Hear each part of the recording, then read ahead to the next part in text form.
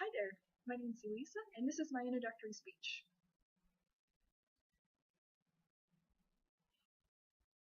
Every culture has their own form of performers.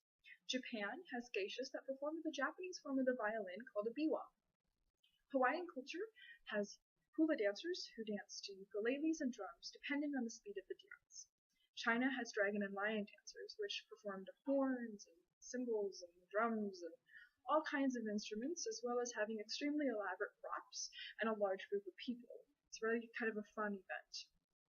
The dances that these dancers perform look really simple and easy to us onlookers, but it actually takes a lot of skill and practice and concentration to perform properly. Granted, some dances are easier to pick up than others, but a lot of the dances take a lot of skill and practice and focus to perform properly.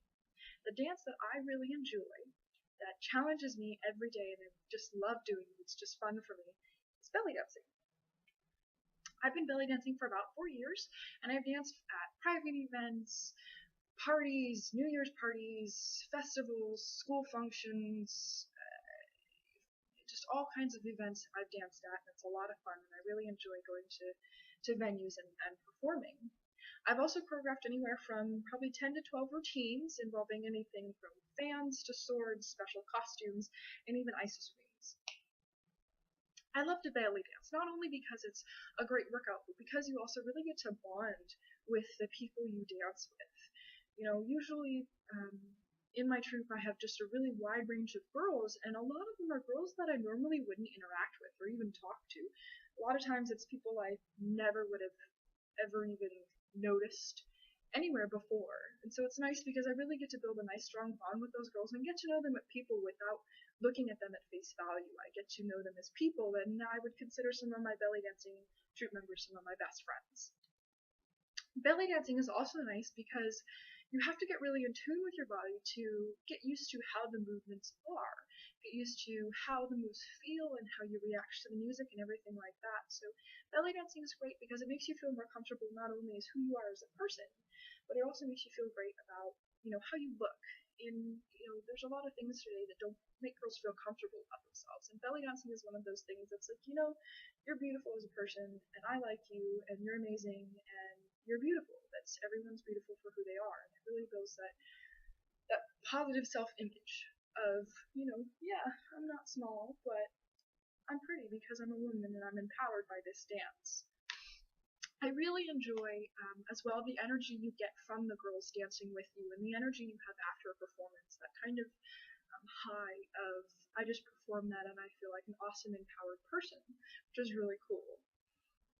As well as the energy from the music and the energy from the audience, their kind of awe and wonder as the dance begins, and then there's a really cool move coming up and you're really excited about it and they get excited, and then you do the move and there's that huge just cheer and clap, and that's my favorite part, is when the crowd cheers really, really loud and it's like, oh my gosh, that's super cool, because that's my favorite part, I'll be honest.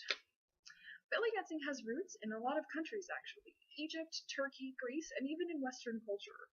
All of the dances are different in their own way.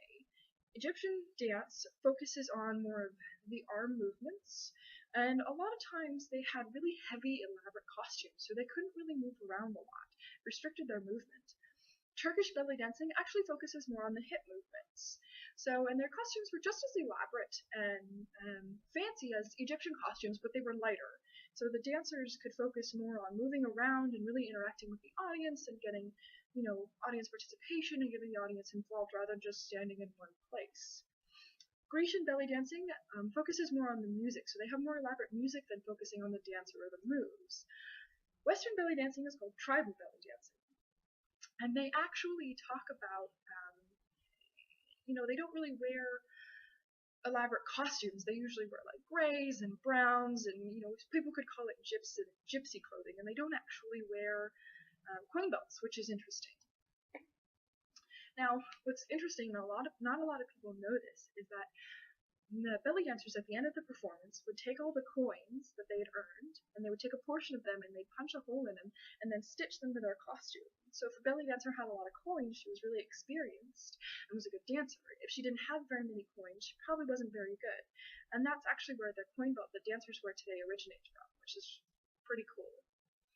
Belly dancing is a great thing to have. I love dancing to it. You know, if you enjoy making friends, being in the spotlight, and performing and feeling empowered, then you should think about joining belly dancing. And it builds self-confidence, and who doesn't want more self-confidence? Belly dancing also has a rich history, so you're not just going to learn the moves and then be done. You can learn how to dance with fans, you can learn Egyptian dancing, you can learn Turkish dancing, Grecian dancing, Western dancing.